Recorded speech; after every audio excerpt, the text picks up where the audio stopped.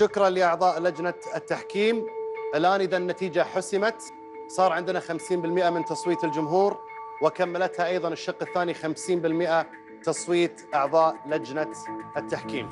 أنا عارف أن قلوبكم تخفق بشدة، وأنا عارف أن كلكم تتمنون الحصول على لقب الموسم الثامن من برنامج نجوم العلوم، ولكن هناك فائز واحد بس هو اللي راح يحصل على اللقب.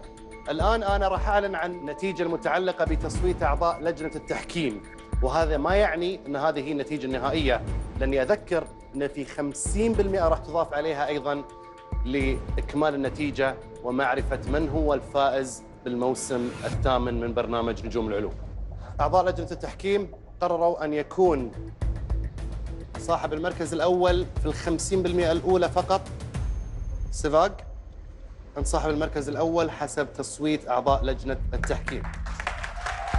ولكن الذي حصل على المركز الأول كان نسبته من الجميع 36.8، الثاني 31، الثالث 23، الرابع 8% من مجمل النتيجة. نقول مبروك، ألف مبروك يا سديم قديساك من الأردن.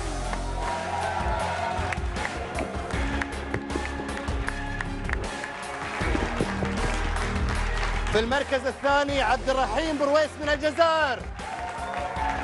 في المركز الثالث سيفاق بابكيان من لبنان. وفي المركز الرابع غسان يوسف من البحرين. ألف مبروك.